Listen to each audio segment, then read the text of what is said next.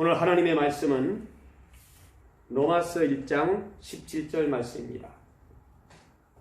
제가 받들었습니다. 복음에는 하나님의 의가 나타나서 믿음에 이르게 하나니 기록된 바 오직 의인은 믿음으로 말미암아 살리라. 로마서는 사도 바울의 13서신 중에서 첫 번째로 나오는데 로마서, 고린도전서, 고린도후서, 갈라디아서, 에베소서, 빌립보서, 골로새서, 데살로니가 전후서, 그리고 디모데 전후, 디도서, 빌레몬서까지 기록하신 분이 바로 사도 바울입니다. 로마서의 가장 핵심적인 단어가 세 단어가 있는데 그 세 단어는 죄라는 단어입니다. 그리고 믿음이라는 단어, 그리고 구원이라는 단어입니다. 사도 바울은 우리의 죄 때문에 하나님의 관계가 파괴되었고 하나님과의 단절되고 하나님과 끊어졌다라고 말씀해주고 있습니다. 오직 하나님의 아들이신 예수 그리스도를 믿어야만 할 때 구원을 받을 수 있다고 분명하게 말씀해주고 있습니다. 그 내용이 바로 로마서 1장 17절에 믿음으로입니다. 믿음으로. 오직 의인은 믿음으로. 이 로마서를 사도 바울이 기록하게 된 그 내용을 보면은 로마에 있는 믿는 자들에게 그리스도를 통한 하나님의 구원 계획과 유대인과 이방인 간의 관계를 체계적으로 가르치기 위해서 기록을 하였습니다. 주요 인물로는 사도 바울이 나오고 베베가 나옵니다. 이 베베는 바울의 편지를 전달한 여성입니다. 그리고 드디오가 나오는데 이분은 바울의 편지를 대필한 자입니다. 로마서 3장 23절 24절에 죄에 대해서 이야기해주고 있는데 모든 사람이 죄를 범하였으며 하나님의 영광에 이르지 못하더니 그리스도 예수 안에 있는 구속으로 말미암아 하나님의 하나님의 은혜로 값없이 의롭다 하심을 얻은 자 되었느니라고 말씀해 주고 있습니다. 로마서 1장 1절에 보면은 바울이 세 가지 고백을 볼 수가 있습니다. 그 세 가지 고백이 예수는 그리스도라고 하는 바울의 신앙 고백입니다. 예수 그리스도의 종이라고 하는 바울의 신분 고백, 하나님의 복음을 위하여 택정함을 입었다는 사명의 고백이 있습니다. 여기에서 바로 우리는 사도 바울처럼 우리도 신앙 고백, 그리고 신분 고백, 사명의 고백을 우리가 누구에게? 살아계신 하나님께 1장 1절을 통해서 우리가 배울 필요성이 있습니다. 그러면 바울이 전파하는 복음은 어떤 성질을 가지고 있는가? 로마서 1장 1절에서 17절까지를 읽어보면 7가지 성질을 가지고 있습니다. 그 첫 번째가 복음에 대한 기원, 두 번째가 복음의 기록, 세 번째가 복음의 주인, 네 번째가 복음의 전파, 다섯 번째가 복음을 부끄러워하지 않음, 여섯 번째가 복음은 구원을 준, 일곱 번째가 복음에는 하나님의 의가 계시되어 있음. 이렇게 7가지를 로마서 1장 1절에서 17절까지 안에 이 내용이 다 기록이 되어 있습니다. 그럼 첫 번째는 복음의 기원입니다. 복음의 기원은 하나님이십니다. 하나님은 복음을 만드신 분이십니다. 두 번째 복음의 기록은 복음은 성경에 그대로 기록되어 있습니다. 구약에는 약속으로, 신약에는 성취로 되어 있습니다. 그러므로 구약 속에 신약이 숨어 있고 신약 성경 속에 구약이 나타나 있습니다. 세 번째는 복음의 주인입니다. 1장 9절에 보면은 복음의 주인공은 그의 아들입니다. 그 아들은 인성과 신성을 가지신 일위 이성입니다. 자, 그런데 인성은 인정을 하는데 신성을 인정을 하지 않는다든가, 신성은 인정하는데 인성을 인정하지 아니할 때 우리는 그들을 이단이라고 말씀해 주고 있습니다. 세 번째는 복음의 주인입니다. 1장 9절에 자, 이렇게 복음의 주인공에 대해서 말씀을 드렸고, 네 번째는 복음의 전파. 1장 15절에 복음은 소유의 그 의미가 있지 않고 계속해서 전파하는데 의미가 있습니다. 그래서 우리는 하나님의 복음을 들은 자들은 나로 말미암아 끝나는 것이 아니라 또 다른 사람에게 복음을 그대로 전파하게 되어 있다.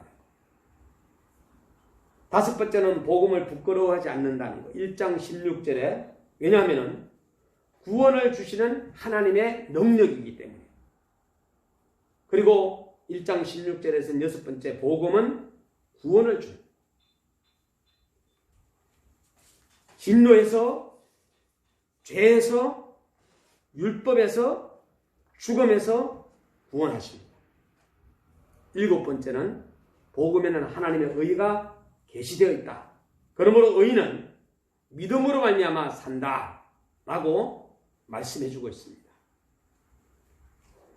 이 로마서를 기록한 그 목적을 사도 바울이 기록했습니다마는 목적을 보게 되면은 로마를 방문코자 경영한 후 먼저 복음이 어떠함을 대강 기록한 것인데, 복음은 복음의 하나님의 능력이라는 것과 복음에는 하나님의 의가 나타난다는 것과 믿음으로 구원 얻는다는 것을 기록을 했던 것을 볼 수가 있습니다. 여기에 따른 로마서의 주제는 그리스도의 복음입니다. 개요를 쭉 보게 되면은 1장 1절에서 17절 말씀은 서론입니다. 7가지에 대한 성질에 대해서 말씀해 주고 있고요. 1장 18절에서 3장 20절까지는 재앙론에 대해서, 3장 21절부터 5장 21절까지는 하나님의 의에 대해서 말씀해 주고 있고, 6장 1절에서 8장 39절까지는 칭의와 실생활에 대해서 말씀해 주고 있습니다. 그리고 9장 1절에서 11장 36절 말씀까지 이스라엘 문제와 예정론에 대해서 잘 말씀해 주고 있습니다. 물론 오늘 전체적인 주제, 요절은, 중요한 요절은 오직 의인은 믿음으로 말미암아 살리라는 로마서 1장 17절 말씀이 되겠습니다. 자, 이렇게 로마서를 접하면서 사도 바울이 어떤 과정 속에서 복음을 전파하고, 그리고 어떤 가운데에서 어려움을 만났고 순교했는가를 한번 쭉 보게 되면은 AD 30년에 그 예수님의 죽음, 부활, 성천, 오순절 성령 강림으로 인해서 교회가 탄생했죠. 자, AD 33년에 34년에 사도 바울이 회심을 합니다. 어디에 나오느냐 하면 사도행전 9장 1절에서 19절에, 그리고 AD 47년 49절에 사도 바울이 회심한 이후에 사도행전 13장 1절 14장 28절까지를 보면은 1차 전도 여행을 갑니다. 성령 충만하고 복음으로 충만하고 무장되어서 이제는 정말로 하나님의 나라를 위하여서 살아야 되겠다 하면서 1차 전도 여행을 떠납니다. 그리고 AD 49년에 예루살렘 총회, 공의회라고도 하죠. 사도행전 15장 1절에 19절에 보게 되면 총회를 합니다. 그리고 AD 50년에서 52년에 바울이 2차 전도 여행을 떠납니다. 사도행전 15장 36절에서 18장 21절을 보면 나옵니다. 그리고 AD 53년에서 58년에 바울이 3차 전도 여행을 떠납니다. 자, 여기에서 우리가 한번 짚고 넘어가야 할 것이 있는데 AD 53년에서 58년까지 바울이 3차 전도 여행을 떠날 때에 로마에 아주 무서운 사람이 하나가 황제가 되는데 54년경에 네로가 로마의 황제가 되면서 68년도까지 AD 68년까지 집권을 합니다. 자, 이때 바울의 3차 전도 여행이 53년에서 58년이라 그랬는데, 자, 네로 황제가 로마의 네로 황제가 등장하면서 바로 바울의 3차 전도 여행 그 당시에 말년에 어떤 사건이 일어났냐? 바로 바울이 로마서를 기록을 합니다. 57년에. 3차 전도 말년기입니다. 그리고 58년에 바울이 어디를 가느냐? 로마 여행을 합니다.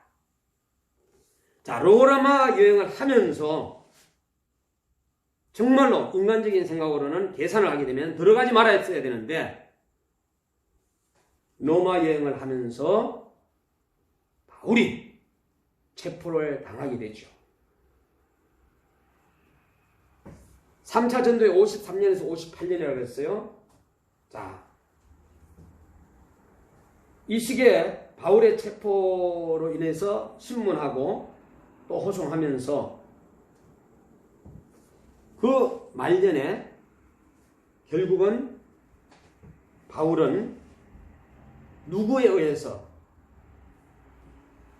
네로 황제에 의해 가지고 순교를 합니다.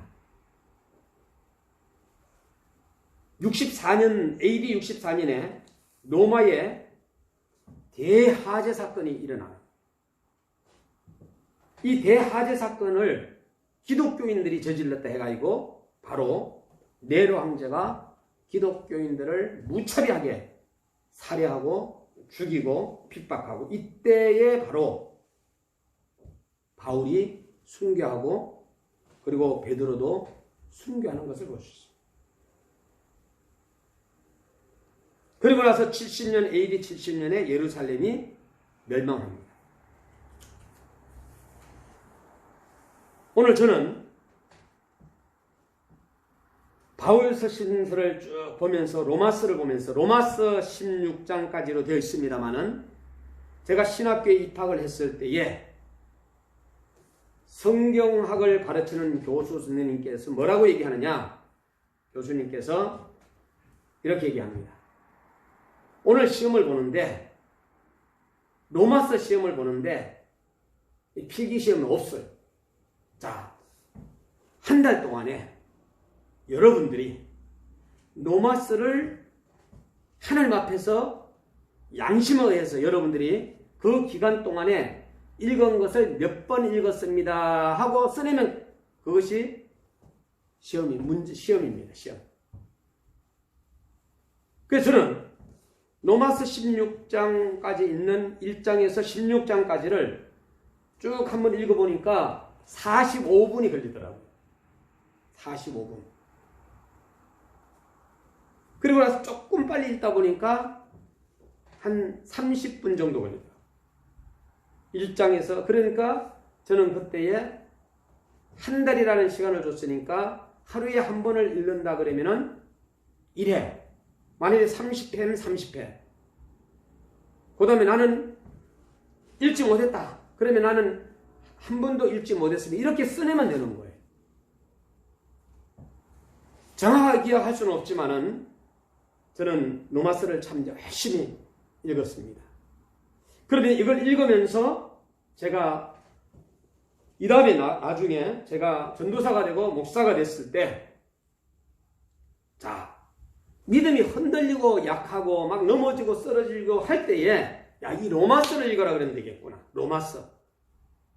여러분, 지금 현재 내가 신앙이 나태해지고 어렵고 힘듭니까? 그러면 로마서를 읽으면은 나도 모르게 일어나는 거예요. 왜? 사람을 일으키는 장이 바로 로마서예요. 사람을 살리는 장이 바로 로마서예요. 왜? 이 로마서를 읽다 보면은 내가 하나님 앞에 죄에 대해서 발견하게 되고, 또 로마서를 읽다 보면은 내가 믿음이라는 것이 무엇인가 깨닫게 되고, 또 로마서를 읽다 보면은 죄에서 구원받아야 할 문제에 대해서 알게 되고, 그래서 저는 계속해서 많은 분들에게 로마서를 읽어라, 로마서, 이렇게 전해왔습니다.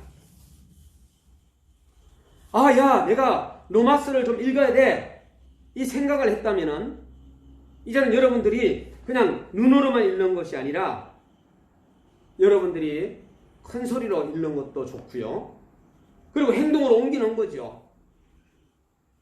그리고 난 다음에 이 로마서 읽는 것이 습관화가 되고, 그렇게 하다 보면은 의로운 자가 되고 인격 형성이 이루어지고, 여러분들이 인생에 큰 비전을 가지게 되고, 이 로마서를 읽다 보면 믿음이 견고해 주다 보니까 다른 사람들에게 영향력을 또 끼치게, 야, 로마서 읽어라, 로마서 읽어라, 이렇게 되는 거예요. 그리고 나서는 살아계신 하나님 앞에서 진정성 있는 존재가 됩니다. 야, 진실해야 되겠구나, 죄 짓지 말아야 되겠구나, 정직해야 되겠구나, 그러면서 영적으로 우리는 성장하게 되는 것입니다. 그리고 나서는 어떠한 것에 대하여서 절제도 하게 되고, 그리고 타이밍을 찾게 되고, 그리고 이제는 하나님 앞에서의 호란되어 하나님의 태도를 분명하게 하게 되고, 그리고 또한 분별할 수 있는, 이 세상을 분별할 수 있는 능력을 가지고 우선순위를 분별하게 되고, 그리고 다른 사람과의 관계를 잘 형성하는 것이 바로 로마서를 읽다 보면 나옵니다. 그리고 또한 책임감을 가지게 되고, 그리고 이제는 다른 사람들과의 소통 관계를 이루어지는데, 자, 이렇게 로마서를 읽다 보니까 의롭다함을 얻는 길에 대하여서, 자, 믿음으로 의롭다함을 입는 여기에 길에 대하여 세 가지 대표적인 주장을 하는 것을 우리 한번 생각해 볼 필요성이 있는데, 세 가지 주장을 하는 분들이 계세요. 그 첫 번째가 펠라기안 학파의 견해가 있고, 두 번째가 로마 교회의 견해가 있고, 세 번째가 프로테스탄트 교회의 견해가 있습니다. 그러면은 첫 번째 펠라기안 학파의 견해를 제가 말씀을 드릴게요. 이 학파는 말하기를 사람은 유대인의 의식적 율법을 순종함으로써 의를 얻는 것이 아니라 다만 도덕적 율법을 행함으로 말미암아 의를 얻는다고 주장하는 학파입니다. 자, 로마 교회의 견해는 여기서는 율법적 행위로 말미암아 의를 얻는 것이 아니라 은혜로 말미암아 행해진 일들로 인하여 의를 얻는다고 주장합니다. 그러나 이 두 가지는 견해는 성경적이 아니라는 거예요. 이 두 가지는. 세 번째 프로테스탄트 교회의 견해는 여기서는 성경이 말하는 대로 그대로 주장하였습니다. 곧 우리로 말미암아 행하여진 무엇으로 의를 얻는 것이 아니라 우리를 위하여 행하여진 다른 그리스도 의로 말미암아 의를 얻는다고 말합니다. 그러므로 이 의는 본래 우리의 것이 아니라 다만 그리스도의 것을 우리의 것으로 인정하여 주는 것뿐이다. 이 의는 복음이 우리에게 보여주는 것인데, 그 의로 말미암아 신자가 의롭다함을 받는다라는 거예요. 이것이 어디에 나와요? 박윤선 목사님의 출석에서 나와요. 바로 이 세 번째가 정답입니다. 이 의를 받는 방법은 바로 예수 그리스도를 믿는, 복음을 믿는 것입니다. 왜 행위에 의지하지 않고 믿음으로 의롭다함을 얻게 하십니까? 라는 질문을 한다면 그것은 율법의 행위로는 아무도 의롭다함을 얻을 만큼 완전한 행위의 열매를 거둘 수 없기 때문입니다. 그러므로 성경은 이렇게 말하고 있습니다. 무릇 갈라디아서 3장 10절입니다. 무릇 율법 행위에 속한 자들은 저주 아래 있나니 기록된 바 누구든지 율법책에 기록된 대로 온갖 일을 항상 행하지 아니하는 자는 저주 아래 있는 자라 하였습니다.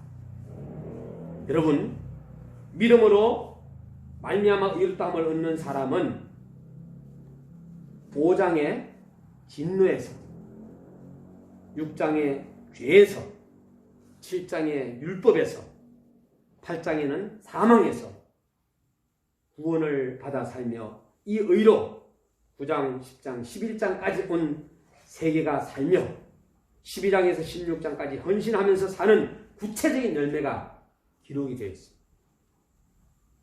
오늘 노마스의 가장 중요한 단어, 핵심어는 죄와 그리고 구원과 믿음이라고 했어요. 여기 믿음이 37회가 나옵니다. 여기에 그리스도 39회가 기록이 되어 있습니다. 중요한 단어는 믿음, 그리스도입니다. 오늘 우리는 노마스를 읽고 듣고 또 실천하고 하는 이러한 모든 과정 속에서 정말로 내가 살아계신 하나님이 나의 영적인 것을 갖다가 이렇게 거울로 비춰주는 것처럼, 그래서 십계명을 우리가 한번 보게 되면은 십계명을 보게 되면은 여기에서 너는 나 외에는 다른 신을 내게 있게 말지니라. 1에서 4번까지는 하나님과의 관계성을 잘 말씀해 주고 있어요. 그러면은 5번부터 10번까지는 내 부모를 공경하라 그랬어요. 그리하면은 너희 하나님 나 여호와가 내게 준 땅에서 내 생명이 길리라. 여기에 생명이 나옵니다. 생명이 길리라 그랬어요. 생명. 그러면 생명을 짧게 하는 방법을 하나가 있다면은 죄를 많이 지면은 결국은 생명이 짧아진다라는 결론이 나오는 거예요. 우리는 정말로 부모님을 지금 현재 공경하고 있는가? 공경하고 있는가? 부모님을 멀리하고 있지 않은가? 부모님이 나의 걸림돌이 되지 않는가? 나를 낳아주셨는데도 불구하고 아프다고, 힘들다고. 여러분, 60이 넘으면은 70이 되고 80이 되게 되면은요, 여러분, 아픈 것이 정상이에요. 왜? 타이어를 여러분 생각하시면 돼요. 타이어 제일 처음에 새 타이어에서 계속 굴리다 보면은 나중에는 마모가 돼가지고 그 교체를 해주지 않는다면은 뻥 터져버리는 거예요. 여러분들의 부모님도 이제는 여러 가지 질병이 올 수도 있습니다. 치매 질병도 올 수 있고, 암도 올 수가 있고, 그 다음에 다리도 아플 수 있고, 심장도 아플 수 있고, 위장도 아플 수 있고, 다 아플 수 있습니다. 그러면은 여러분들이 부모님에게 공경을 잘 한다면은 여러분들의 자녀들이 여러분한테 잘해요. 그런데 여러분들이 부모님에게 공경을 잘 못한다. 그러면은 자녀들이 지켜보고 있는 거예요. 지켜보고 있는 거예요. 아, 우리 부모님은 할머니한테, 할아버지한테 잘 못하는구나. 가만히 지켜보고 있다라는, 누군가가 나를 지켜보고 있다라는 거예요. 어린아이들이 할머니, 할아버지들한테 하는 모든 행위를 지켜보고 있습니다. 안 지켜보는 것 같지만 다 지켜봐요. 언어적인 면, 부모님에게 함부로 했던 거, 말했던 거, 막 짜증냈던 거, 이런 것도 다 지켜보고 있습니다. 이런 것을 생각할 때 우리는 살아계신 하나님 앞에서 내가 부모님들한테 그렇게 하지 않았는가? 그 열매가 자녀들에게 또 나타나게 되고, 그 자녀가 손자에게 나타나게 된다면 얼마나 서글프겠어. 자, 내 부모를 공경하라. 그리하면 너희 하나님 나 여호와가 네게 준 땅에서 생명이 걸리라. 두 번째는 제6은 살인하지 말지니라. 사랑과의 관계입니다. 살인하지 말지니라. 여러분, 무기로 누군가를 때리고 죽이고 이렇게 해가지고 살인하는 것이 아니라 언어적인 말로도 살인할 수가 있는 것입니다. 여러분, 지난 시간들을 가만히 한번 뒤돌아보게 되면은 언어적으로 내가 많은 사람을 죽였구나. 육체적으로도 많은 사람을 죽였구나. 여러분, 틀림없이 여러분들 이것을 갖다가 하나님 앞에서 점검할 때가 올 겁니다. 살인하지 말지니라 그랬는데 살인을 너무나도 많이 했구나. 제7은 간음하지 말지니라 그랬어요. 간음하지 말지니라. 오늘 우리가 소돔과 고모라가 이 문제로 인해서 정말로 망했고 전 세계가 이 문제로 인해 가지고 정말로 하나님이 무서운 징벌을 내리지 않나 하는 생각도 해봅니다. 그래서 우리는 간음하지 말지라 다시 한번 어저께까지는 내가 했다 할지라도 이제 이 말씀을 들었으니까 이제부터라도 우리가 살아계신 하나님께서 보고 있기 때문에 하지 말아야 되겠다 하는 생각을 하셔야지만이 됩니다.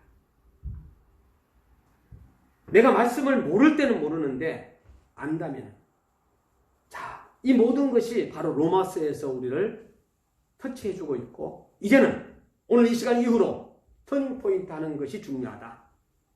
누구 앞으로 가는 거냐? 하나님 앞으로. 그래서 2022년도에는 저는 하나님 앞에 기도했습니다. 하나님, 2021년도에는 기적의 하나님, 역전의 하나님, 변화의 하나님 해서 2021년도에 응답을 많이 받았어요. 22년도에는 하나님 말씀을 주셔야지요. 시편 73편 28절을 하나님이 주셨습니다. 하나님께 가까이 하면 내게 복이라. 내가 주 여호와를 나의 피난처로 삼아 주의 모든 행적을 전파하리라. 말라기 4장 6절에서는 아버지와 아들, 아버지와 아들이라는 아버지는 아들, 아들은 아버지 서로 간에 견고한 관계를 가지지 않는다면 무서운 징벌이 따른다는 것으로 구약 성경은 마치게 됩니다. 그래서 말라기 4장 6절 꼭 여러분 보시오. 아버지들은 꼭 보셔야 됩니다. 아들도 보셔야 됩니다. 또 어머니도 보셔야 되고 딸도 보셔야 됩니다. 말라기 4장 6절 말씀. 십계명의 제8은 도적질하지 말지니라 그랬어요. 우리가 사회생활을 하든 일상생활 속에 지난 어린 시절부터 지금까지를 봤을 때에 도적질하지 않았는지, 남들을 갖다가 남들의 자리를 빼앗는 것도 이것도 도적질이에요. 우리 도적질이라든가 간음이라든가 살인이라든가 부모 공경이 모든 것이 먼 데 있는 것이 아니라 가장 가까운 곳에 있다는 거예요. 제9는 십계명이 내 이웃에 대하여 거짓 증거하지 말지니라. 돈을 받고 거짓 증인으로 우리가 혹시나 그러한 일들은 하지 않았는가? 제10은 내 이웃의 집을 탐내지 아니했는가?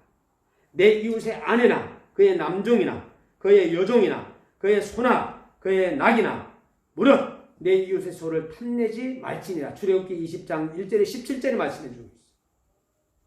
자, 이런 모든 것에 예수님께서 가라사대 내 마음을 다하고 목숨을 다하고 뜻을 다하여 주 너희 하나님을 사랑하라 하셨으니 이것이 그와 첫째 되는 계명이요. 둘째는 그와 같으니 내 이웃을 내 몸과 같이 사랑하라 하셨느니라. 이 두 계명이 온 율법과 선지자의 강령이라 하면서 십계명은 마무리합니다. 자, 이 십계명을 터치하는 성경이 어디에 있느냐? 바로 로마서에 로마서를 읽어보다 보면은 죄에 대하여서 투명하게 선명하게 우리에게 비춰준다라는 거죠. 우리가 거룩할 수 있는 방법의 비결은 다른 거 없습니다. 하나님의 말씀으로 돌아가고 그리고 하나님 앞에 기도하는 것. 세계 선교사님들 새벽기도의 방에 제가 참여를 하는데 거기는 전 세계 선교사님들이 220명이 들어옵니다. 지난 금요일부터 금식기도 릴레이를 합니다. 그래서 저도 지난 금요일날 정식 금식을 하고 토요일에는 또 점심 금식을 하고 주일날은 아침 금식을 신청하고 내일 월요일까지 저는 아침 금식을 신청하면서 교회에서 기도하면서 이제 하나님 앞에 2022년도에 비전을 생각하고 또 2022년도에 하나님 무엇을 할까요? 하면서 기도하다 보니까 하나님께서 저에게 한 3가지를 말씀해 주셨습니다. 그 3가지를 이제는 안고 이제 2022년도에 저는 출발하려고 합니다. 말씀도 받았습니다. 자, 우리 존경하는 사랑하는 성도 여러분 모두가 오직 의인은 믿음으로 말미암아 살리라 하는 이 말씀을 딱 부여잡고 정말로 사도 사울에서 바울로 이런 완전히 회심한 바울의 그 회심, 변화. 그래서 우리는 변화받고 고침받고 능력받는 그러한 가운데에서 정말 하나님 한 분만 붙잡는 코란데의 신앙을 가져야 되지 않겠는가 하는 생각을 해요. 우리의 모든 행사가 너무나도 많습니다. 우리의 모든 너의 행사를 여호와께 맡기라 그러잖아요. 맡긴 것에 대하여서는 살아계신 하나님께서 책임을 지신다 그래요. 우리의 모든 경영하는 것을 이루어진다 그러잖아요.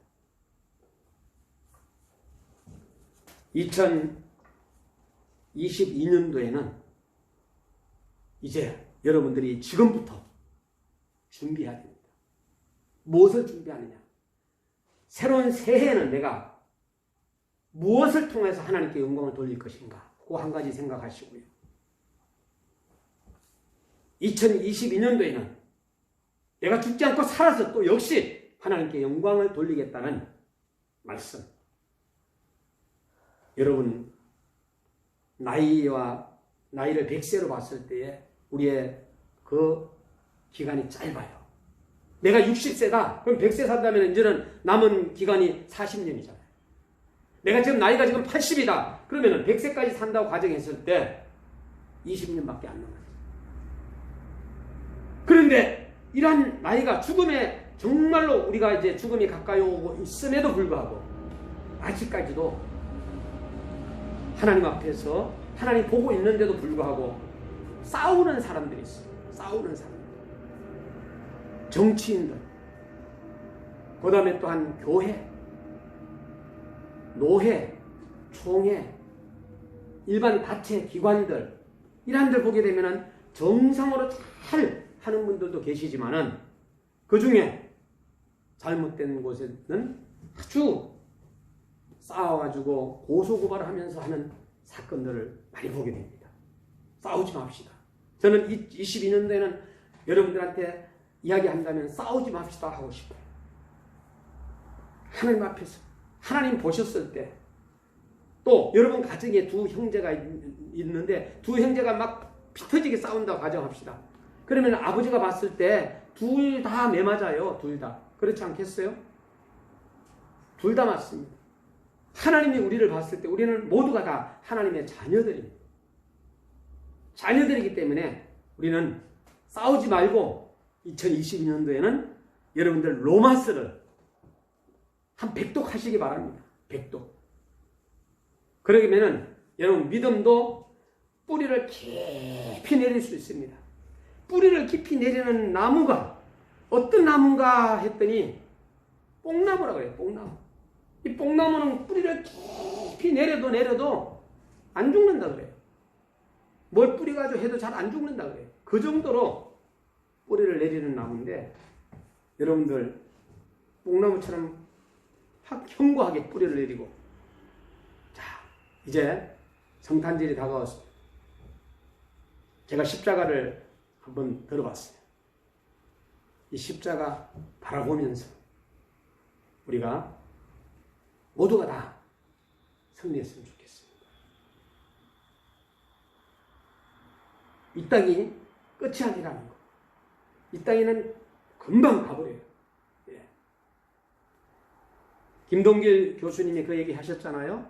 50대는 5년 단위로 간다. 60대는 10년 단위로. 70대 갔더니 이제는 금방 그냥 자고 나니까.